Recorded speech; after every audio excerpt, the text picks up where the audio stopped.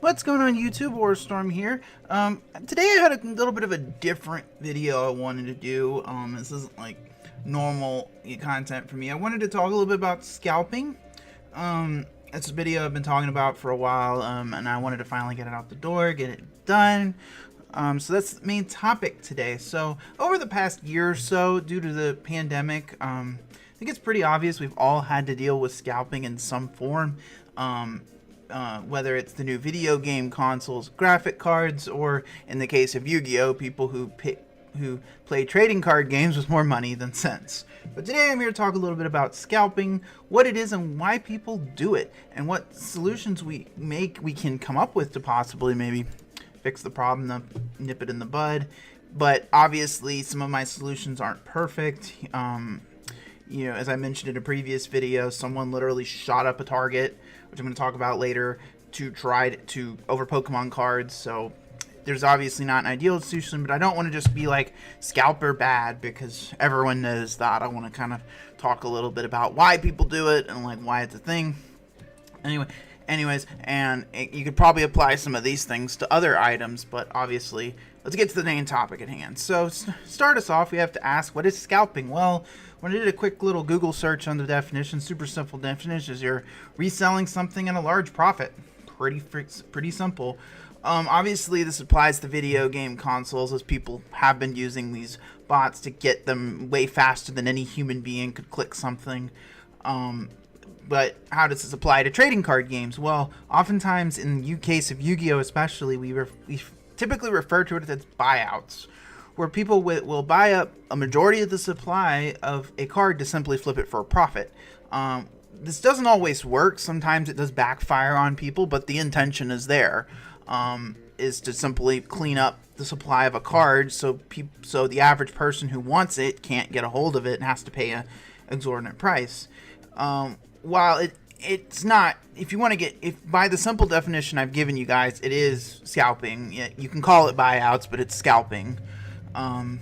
Just look at the recent Platinum Blue Eyes, where in the US the website kept crashing and nobody was able to get their Platinum Blue Eyes.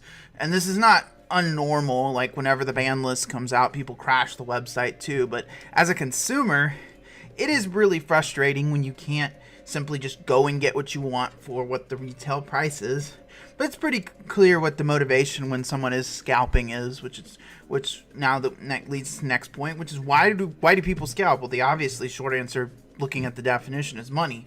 There's nothing wrong with it, in theory, because it is pretty easy money. If you can, for example, get a hold of a PS5 and flip it for $300 to $500 more, it's not the end of the world. But as a whole, it makes it harder for your average customer to get what they want. And that is the biggest problem with scalping, is that, you're chasing the almighty dollar, but you're also making it harder on your average customer to get the item that they want. In the case of Yu-Gi-Oh, that's what it, like I said earlier, it's just glorified scalping. You want to buy up the card to potentially flip it for a profit. It's not. But obviously, I think comparatively, the video game consoles are definitely easier money. So, and you can just look at the craziness, like I mentioned earlier, about the insanity of the Pokemon market, thanks to a certain individual who shall remain nameless. Now, instead of saying scalpers bad, I'd like to talk about what retailers could do to prevent this kind of thing. I have worked retail jobs for a very long time. So this is where this experience comes from. So first off, you've seen the videos of bands of people going into stores to clean out the Pokemon card supply. If a random band of crazy people comes into your store and starts wiping out stock of any item, you should ask them to leave and don't let them buy anything. I know that seems harsh, but when people behave like freaking children, you've got to treat them that way. That's just how I see it anyway. I mean, and you can compare it to other items. If this was anything else, like look at the crazy people who are cleaning out the hand sanitizer stock when COVID started, like to try to because it was so high in demand, people were trying to clean out the supply of stores to try to like flip it for a profit. And if it was anything else besides trading cards, if a raving band of crazy people, you'd probably would escort them out of the store. So another good option, and this is something Target did try, is to limit pack purchases. But they did try this before. I don't remember the exact place, but there was a place where a guy pulled a gun on someone over Pokemon cards, and they had to lock the Target down. They did attempt to do it, but putting a limit is another way you can do this, and it in theory can prevent people from. But the craziness of the Pokemon, what hates fricking Pokemon, is gonna. And the reason this matters for Yu-Gi-Oh is because some of these lunatics could eventually make their way over to Yu-Gi-Oh if some some individual does the same thing. So I fully understand. Like, I know a lot of the trading card community is kind of up in arms about the fact that Walmart has stopped allowing sales of cards, but when you have to explain to police that someone pulled a gun over someone over trading cards, you can't blame them for pulling the stock on this. I know it sucks for, those kids who want to get their trading cards, but you can understand why they're doing what they're doing. And it's mostly affecting Pokemon and baseball cards. It's not as much Yu-Gi-Oh!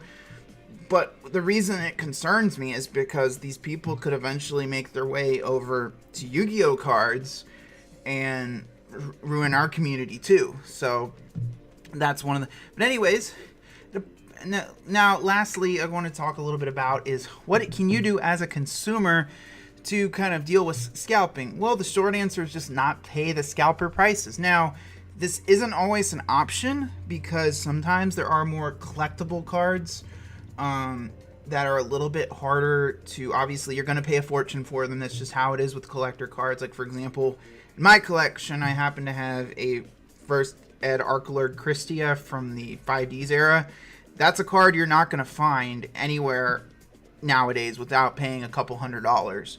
So in some cases, I do fully understand, but in a lot of cases with some of these buyouts, things get reprinted like crazy nowadays in Yu-Gi-Oh! Ever since they implemented the Megatons, pretty much everything gets reprinted at some point. So especially in a time where we don't have physical in-person events and probably won't until next year, most of the time you can wait it out and not pay the higher prices on cards after a buyout. Now, there's times where that's not an option, obviously, but I do think that that's the best method as a consumer you can have, is simply just not pay the scalp, refuse to pay the scalper prices, and just wait it out. And just looking at a couple of examples, last year when Apollosa first came out, it was $100. Then after the reprint, it was $20, and now it's got 2 reprints, and you can get it for dirt cheap. So most of the time, not in every case, but with a lot of these buyers, these people, scalpers doing these buyouts, if you're patient enough and wait, you can get that card at a more affordable price. Unless you've got some big event coming for some reason, or you really feel like you need that card, I would not advise. That's not something I would necessarily recommend doing. As a consumer, your best option to deal with scalpers is to just not buy those prices, because in the end that just encourages them to keep doing what they're doing. So anyway, guys, it about comes to the end of the video today. I hope you guys appreciated this little foray into the scalping discussion. Let me know what you guys think. Do you think scalping is a big issue in Yu-Gi-Oh? Do you think that it's an issue to a certain extent? Let me know down in the comment section down below. And as always, thank you guys for watching. It's Warstorm signing out.